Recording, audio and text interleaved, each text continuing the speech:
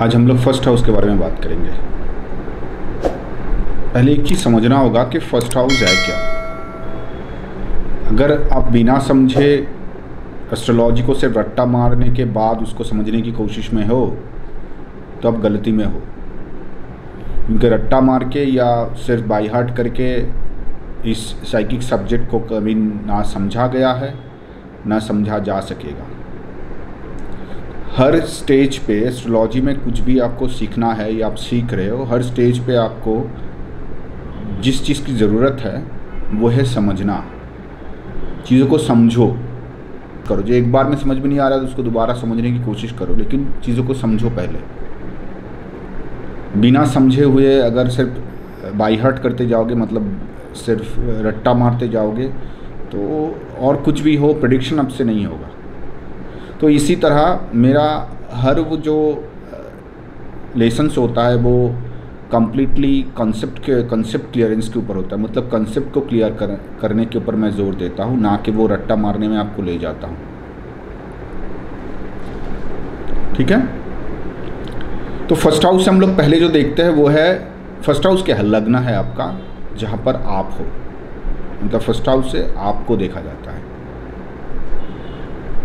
आप खुद first house आपको रिप्रेजेंट करता है। आपके कौन से स्टेट को? पहले तो physical and then mental.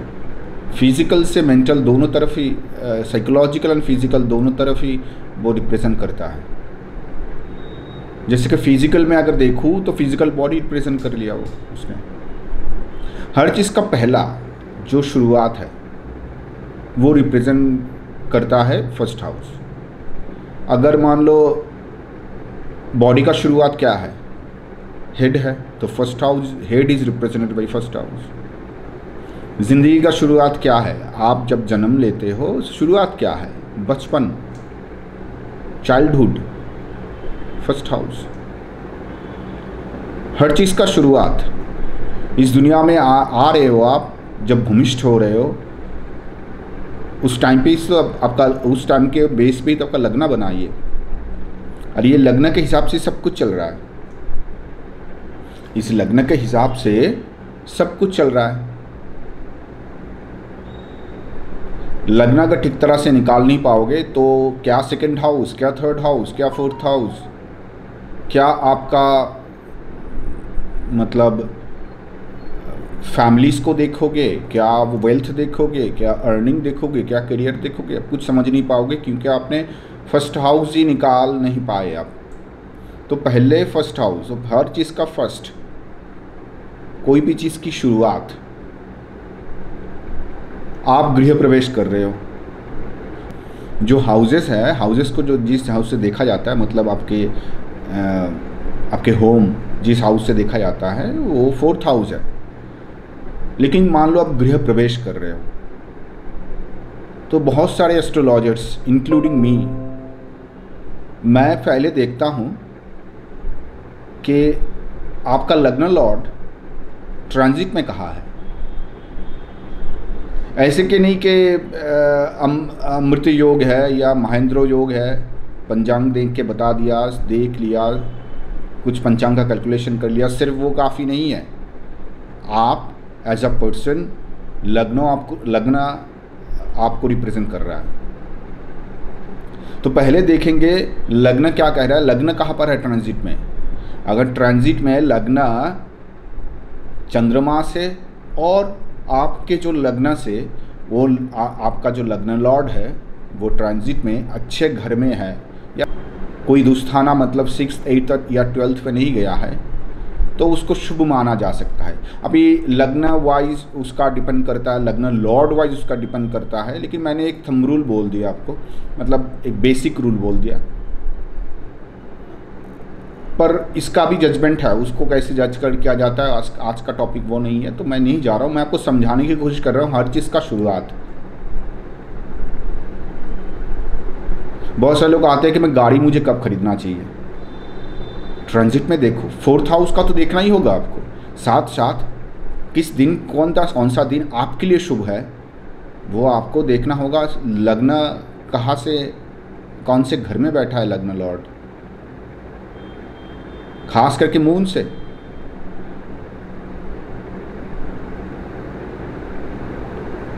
Daily basis में अगर देखने जाओगे कि परसों खरीदना है या कल खरीदना है, ऐसा अगर देखने जाओगे तो मून से।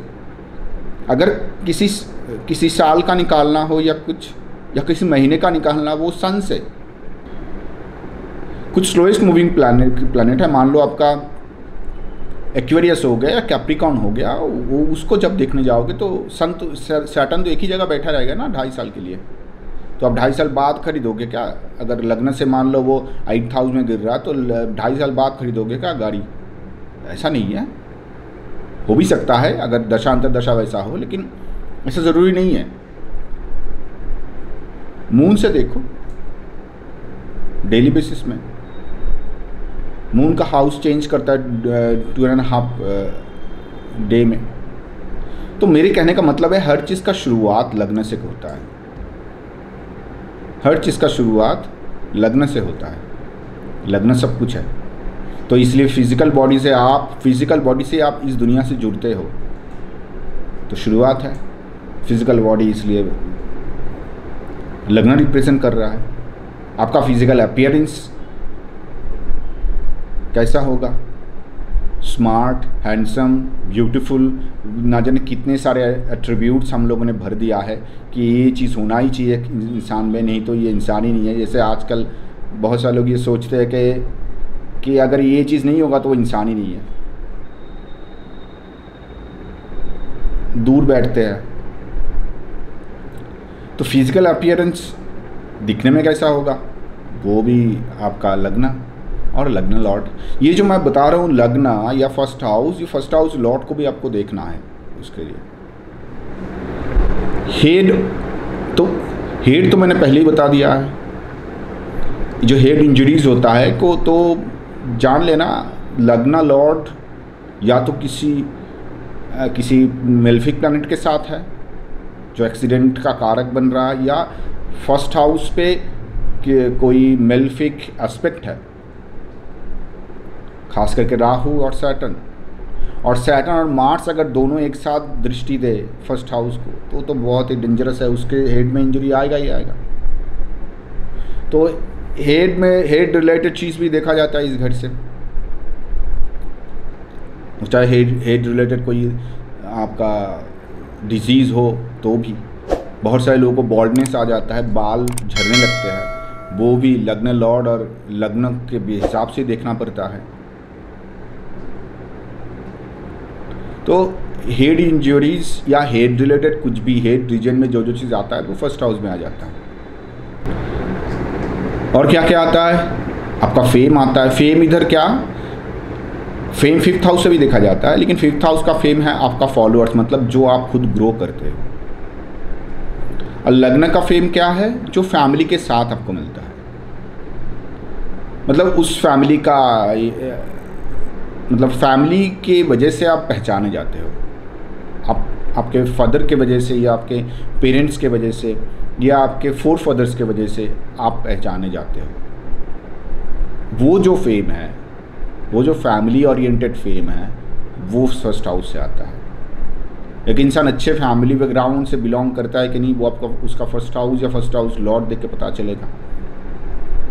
अच्छे इन द सेंस, अभी आप कोई भी सेंस में पकड़ लो, आप अगर अच्छे फैमिली मतलब समझते हो कि बहुत कल्चरल होना चाहिए, कल्चरल जो होगा वही अच्छा फैमिली मानेंगे, तो आप मान सकते हो कि हाँ, तो देख सकते हो लग्न लॉर्ड के और लग्न के हिसाब से देख सकते हो। अगर आप मानते हो कि जिसके पास पैसा ज़्यादा है वही अच्छा फैमिली है, जिस फैमिली के पास पैसा ज़्यादा है, तो आप उसको भी देख सकते हो। देखो लग्न लॉर्ड किसके साथ युति में बैठा है, लग्न लॉर्ड का स्टेट पोजीशन देखोगे तो आपको पता चल जाएगा ये सब चीज़ें। फैमिली बैकग्राउंड कैसा है लग्न लॉर्ड से आपको क्लियरली पता चल जाएगा। लग्न लॉर्ड अगर बहुत कंबस्टेड है, बहुत ख़राब पोजीशन में है, और या डेबिलिटेटेड है, या मेल्फिक प्लैनेट से ग्रस्त है, तो उसका फैमिली की तरफ से सपोर्ट उतना नहीं रहता है। या तो उसका फैमिली का बैकग्राउंड जो है, फैमिली बैकग्राउंड देखना होगा, लग्न लॉर्ड कौन सी साइन में गया है, वो सत्व तमो रजस में से कौन सा साइन आता है उसमें, तो उससे आपको पता चल जाएगा फैमिली बैकग्राउंड कैसा, कल्चरल है या नहीं है, या फैमिली थोड़ा रिच है या नहीं है, ये सब भी उससे पता चल जाएगा। अब अगर मान लो किसी का मान लो लग्न लॉर्ड बहुत ही ख़राब पोजीशन में है, उसका स्ट्रेंथ ही नहीं है कोई, तो उसके फैमिली के पास भी स्ट्रेंथ नहीं होगा। आपको पता चल जाएगा इस फैमिली के पास भी स्ट्रेंथ नहीं है, सपोर्ट नहीं है, वो चाहे मॉनेटरी हो कुछ भी हो। और सिर्फ उसका मैटर नहीं है, फैमिली ख़राब होने की वजह से, फैमिली में स्ट्रेंथ ना होने की वजह से कभी कभी लड़का जो बंदा होता है, जो जातक होते हैं, वो भी उतना उसके अंदर भी उतना स्टैमिना या स्ट्रेंथ नहीं रहता है, कॉन्फिडेंस नहीं रहता है, क्योंकि फर्स्ट हाउस से कॉन्फिडेंस भी देखा जाता है। तो जैसी स्ट्रेंथ नहीं रहेगा, कॉन्फिडेंस की भी कमी हो जाएगी, ये लोग ज़्यादा आगे नहीं बढ़ पाते हैं। तो लग्न से सब कुछ, लग्न मान लो आप 11th हाउस देख रहे हो, 10th हाउस करियर के लिए देख रहे हो, 11th हाउस आप अर्निंग के लिए देख रहे हो, किंतु लेकिन लग्न अगर ठीक नहीं है तो ये जो चीज़ आप देख रहे हो इसका कोई मतलब नहीं है, क्योंकि आप इसको भोग ही नहीं पाओगे। मान लो किसी का 10th हाउस बहुत अच्छा है, 11th हाउस बहुत अच्छा है, 9th हाउस बहुत अच्छा है, और चार्ट में बड़े बड़े राजयोग भी है, बहुत अच्छे योग है, लेकिन लग्न बहुत ही वीक है।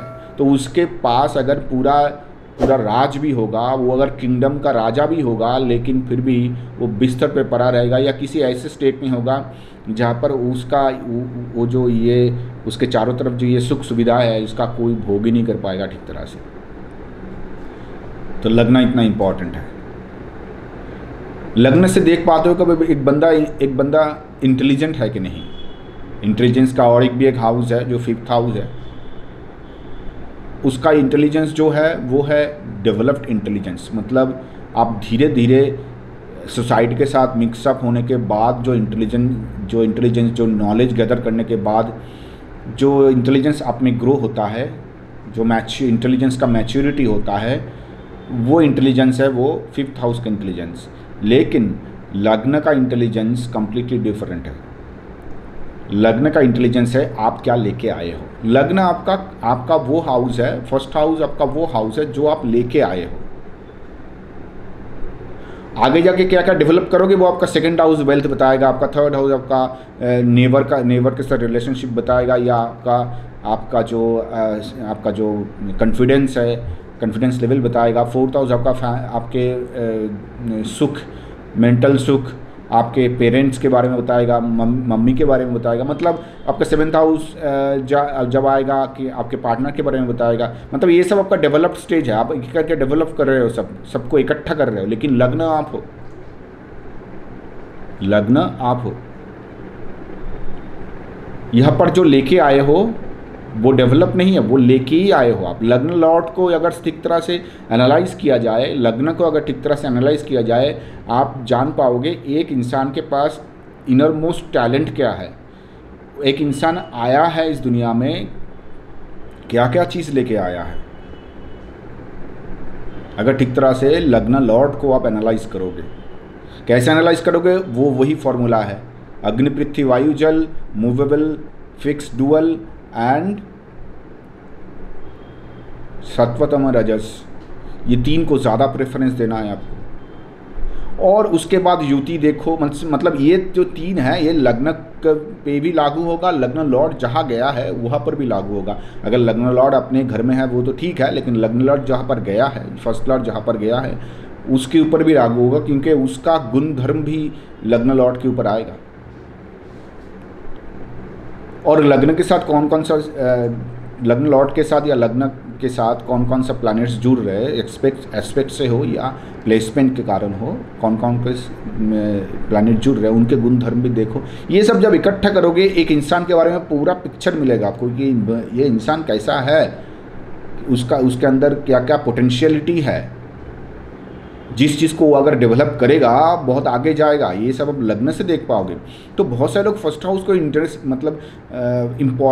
फर्स्ट हाउस को इम्पोर्टेंट देते ही नहीं है। 1st हाउस है क्या है, फिजिकल बॉडी है, ये समझ के ही छोड़ देते हैं। 1st हाउस है आपके 4th हाउस से माइंड देखा जाता है, उससे अगर देखोगे उसका 10th हाउस निकलता है 1st हाउस। तो किसी भी हाउस से उसका 10th हाउस है उसका डेवलपमेंट का हाउस, मतलब आपका मेंटल डेवलपमेंट कितना होगा या कितना हो रहा है, कितना पोटेंशियल है आपके मेंटल डेवलपमेंट के हिसाब से, वो आपको फर्स्ट हाउस से पता चल जाएगा। फर्स्ट लॉर्ड कहाँ बैठा है उससे पता चल जाएगा। इससे बहुत सारे प्रॉब्लम्स हल हो सकता है। अगर कोई मान लो मेंटल पेशेंट, मतलब साइकोलॉजिकल डिसऑर्डर का कोई पेशेंट का आप ये देख रहे हो, मेडिकल एस्ट्रोलॉजी के थ्रू देख रहे हो चार्ट, तो आपको ये पता होना बहुत ज़रूरी है। उस समय पे ये लग्न लगेगा आपको। साइकोलॉजिकल डिसऑर्डर में तो लग्न बहुत इंपॉर्टेंट है, 4th हाउस भी इंपॉर्टेंट है, मून भी इंपॉर्टेंट है, लेकिन लग्न is the most important house, क्योंकि वो डेवलपमेंट बताता है क्या, कैसे मतलब मन का डेवलपमेंट हो रहा है स्टेप बाय स्टेप, वो बताता है आपका फर्स्ट हाउस। फर्स्ट हाउस से आपका पर्सनालिटी देखा जाता है। एज अ पर्सन आप क्या हो, मतलब एज अ पर्सन आप औरों के सामने क्या हो, दूसरे लोग आपको कैसे किस नज़र से देखते हैं। हो सकता है आप एक बहुत ही फन लविंग इंसान हो, लेकिन दूसरे लोग आपको बहुत सीरियस काइंड ऑफ हिसाब से देखते हैं, इसलिए आपको कोई दोस्त नहीं मिलता है। फन लविंग जैसे दोस्त, आप हो फन लविंग लेकिन वो अंदर ही है, क्योंकि बाहर से तो लोग आपके अपीयरेंस से उनको लगता है कि आप बहुत सीरियस काइंड ऑफ हो, तो आपको फन लविंग दोस्त मिलते नहीं है, सीरियस दोस्त ही मिलते हैं, तो आपका जो इच्छा है वो पूरा नहीं होता है। तो ये जो पर्सनालिटी है आपका, वो पर्सनालिटी कौन सा पर्सनालिटी है जो आप लेके आए हो, वो तो है ही अंदर, लेकिन बाहर से लोग बाहर से क्या देख रहे हैं, मतलब फर्स्ट अपीयरेंस में जब आप किसी के पर्सन के नज़दीक जाते हो, किसी से आपका मुलाकात होता है पहली बार, तो पहले जो मुलाकात होता है, वो जो पहली बार आप किसी से मिल रहे हो, उस टाइम पे एक इंसान के दिमाग में आपके लिए जो छवि बनता है वो है फर्स्ट हाउस का छवि। फर्स्ट हाउस जो रिप्रेजेंट करता है वो छवि उनके दिमाग में बनता है। समझ गए? थोड़ा और जब कोई आपके साथ मतलब और घुल मिल जाता है, तो आपका सन जहाँ पर बैठा है उस साइन के हिसाब से आपको पहचानने लगता है। नहीं, तब उस इंसान को लगता है नहीं मैंने इसको जैसा समझा था, ये थोड़ा सा इसमें ये एंगल भी है, ये ऐसा पूरा ऐसा नहीं है। हो जाता है ना, जैसे आप किसी से मिले हो पहली बार, बाद में बदल जाता है, उसके बारे में जो आप पहले सोचते थे वो बदल जाता है। इसका रीज़न क्या है? इसका रीज़न यही है कि आप सन जो उसके हाउस में है वो उस जैसा बिहेव करने लगता है ऑटोमेटिकली, उसके बिहेवियर में चेंजेस नहीं आता है, वो उस जैसे बिहेवियर आपके सामने आने लगता है। तो फर्स्ट हाउस या लग्न से जब कोई आपसे मिलता है, वो जो पहला मीटिंग होता है, फर्स्ट इम्प्रेशन जिसको कहते हैं, वो है आपका फर्स्ट हाउस। उसके बाद जब थोड़ा सा ज़्यादा और घुल मिलता है आपसे, तो आप थोड़ा सा अलग बिहेव करते हो, आपके अंदर से अलग बिहेवियर निकल के आता है जो उस पर्सन को टच करता है। उस पर्सन के साथ आप थोड़ा सा धीरे धीरे कंफर्ट जोन में जाने लगते हो। वो जो कंफर्ट जोन होता है आपको, और उस टाइम पे उस पर्सन के सामने आपका एक अलग सा पर्सनालिटी या कैरेक्टर सामने आता है। वो होता है आपके सन साइन के ऊपर बेस्ड करके, मतलब आपका सन जहाँ पर है उस हिसाब से आपको वो पर्सन देखता है। जब और ज़्यादा घुल मिलते हो किसी के साथ, तब मतलब और डीप में जाता है और इमोशनल बॉन्डिंग क्रिएट होता है, तब जाके आपको जो पर्सन समझने लगता है वो according to your moon sign, मतलब उस टाइम पे आप और ज़्यादा कंफर्ट जोन में चले जाते हो। उस टाइम पे आप जो आपका कैरेक्टर जो रिफ्लेक्ट करता है, वो सामने वाला पर्सन आपको जो समझने लगता है वो है आपके मून साइन के अनुसार आपको समझने लगता है। तो डीप में एक्चुअली आप मून साइन हो, शुरुआत में आप लग्न हो, और बीच में जो है वो हो आप सूर्य, मतलब सन जिस साइन पे है उसके अनुसार, और सन का जो कैरेक्टर, सन का जो कैरेक्टरिस्टिक है, मतलब सन जिस साइन का लॉर्ड है उस हिसाब से भी। समझ गए? तो लग्न है शुरुआत, मैंने कहा था वीडियो के शुरू से ही मैंने कहा था कि लग्न है शुरुआत।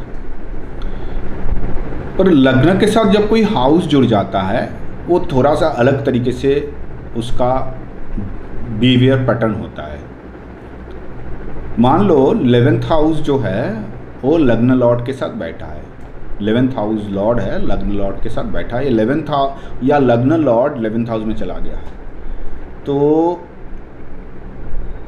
बंदा अर्न तो करेगा, बहुत ज़्यादा अर्निंग करेगा कि आप कम अर्निंग करेगा या मॉडरेट करेगा, वो चार्ट के ऊपर डिपेंड करता है। लेकिन एक चीज़ का प्रॉमिट चार्ट में है, वो है बंदा अर्न करेगा, उसके लाइवलीहुड के लिए जितना चाहिए उतना करेगा वो, अर्निंग के लिए उसको पीछे मुड़ने की ज़रूरत नहीं पड़ेगा। लेकिन प्रॉब्लम ये है कि उसमें अहम आ जाता है, मैं और मेरा भाव ये फर्स्ट हाउस लॉर्ड ले आता है। ये फर्स्ट हाउस लॉर्ड का ये मैं मेरा भाव और ज़्यादा समझ पाओगे अच्छी तरह से जब ये 7th हाउस लॉर्ड के साथ या 7th हाउस के साथ कनेक्शन बना लेगा। तो रिलेशनशिप में, मैरिटल रिलेशनशिप में मैं मेरा भाव ज़्यादा आता है, मैंने किया है, मैं तुम्हारा ख्याल ज़्यादा रखता हूँ, तुम कम रखते हो, ये सब चीज़ आ जाता है। First house Lord 7th house में जाने का एक अच्छा साइड ये भी है कि वो बंदा जितना भी ऊपर से रूखा टाइम टू टाइम क्यों ना हो जाए, हो सकता है टाइम टू टाइम वो प्लैनेट्स के हिसाब, प्लैनेट्स के बेस पे देखना होगा कि कौन सा प्लैनेट है, लेकिन मैं इन जनरल बता रहा हूँ, अगर फर्स्ट हाउस लॉर्ड कोई रूखा सूखा प्लैनेट भी है और 7th हाउस में जाने के बाद वो 7th हाउस के साथ 7th हाउस के रिजल्ट में एक ईगो भर रहा है, लेकिन वो अंदर ही अंदर उसके पार्टनर के ऊपर बहुत डिपेंडेंट होते हैं, उनके बिना रह नहीं पाएंगे, बहुत सारा डिपेंडेंसी क्रिएट हो जाता है। लेकिन ये मैं मेरा भाव नहीं जाता है, तो वो ना पार्टनर को छोड़ पाएगा, ना जब ठीक तरह से रह पाएगा एक साथ। तो ये कश्मकश ज़िंदगी भर चलता रहता है। जब फर्स्ट हाउस लॉर्ड 7th से जुड़ता है, या तो 7th हाउस में जाता है या 7th लॉर्ड के साथ जुड़ जाता है। फर्स्ट हाउस लॉर्ड जहाँ पर भी जाया, ये मैं मेरा भाव वो इंटैक्ट रहेगा, बना रहेगा, अहम भाव बना रहेगा, क्योंकि आपके अहम को, आपके ईगो को जोड़ रहा है उस हाउस मैटर के साथ। आपको आपका 11th हाउस के साथ अगर कनेक्शन जाए, जो मैंने पहले डिस्कस कर रहा था, मान लो आपके अर्निंग के मैटर में आपके अदर्स फैमिली मेम्बर्स और आपके फ्रेंड्स भी बहुत सारे, उनका भी बहुत सारा कंट्रीब्यूशन है तो आज जिस जगह पे आप हो, लेकिन फिर भी आपके अंदर से वो ईगो हमेशा सर उठा के बोलेगा कि मैं था इसलिए संभव हुआ था, नहीं तो संभव नहीं होता। तो आप किसी और की कंट्रीब्यूशन को उतना ज़्यादा अहमियत नहीं दोगे, लेकिन आप खुद भी जानते हो अंदर से कि है उनका कंट्रीब्यूशन। बाहर आप उसको कभी फ्लैश नहीं करोगे, बाहर उसके लिए डिस्कशन ही नहीं करोगे, आपको आपके अहम पे चोट लगेगा कि मैं छोटा बन रहा हूँ इधर। फर्स्ट हाउस के साथ 5th हाउस जुड़ गया तो आपकी रिलेशनशिप में, मतलब लव अफेयर्स में आपका अहम भाव ज़्यादा होगा। एक तो आप अपने लव पार्टनर के बिना जी भी नहीं पाओगे, और उसके साथ जब रहोगे तब आपका अहम भाव ज़्यादा प्रकाश होगा, जिसके कारण आप दोनों में बहुत खटपट होता रहेगा। उसके साथ अगर 6th हाउस जुड़ गया तो गया, रिलेशनशिप ब्रेकअप होगा इसी के कारण, क्योंकि 6th हाउस ब्रेकअप का हाउस है, और फर्स्ट हाउस और 5th हाउस और 6th हाउस, फर्स्ट और 5th दोनों मिलके आपको रिलेशनशिप में डालेगा, और 6th बार बार उसका ब्रेकअप करेगा, फिर से रिलेशनशिप में पड़ोगे, फिर से ब्रेकअप होगा, ये चलता रहेगा सिलसिला। जितना रिलेशनशिप आपके लाइफ में डिस्टाइंड है उतना तक जाके रुक जाएगा। अगर लव मैरिज है तो किसी ना किसी के साथ मैरिज हो जाएगा, लव मैरिज हो जाएगा, उसके बाद फिर से भुगतो।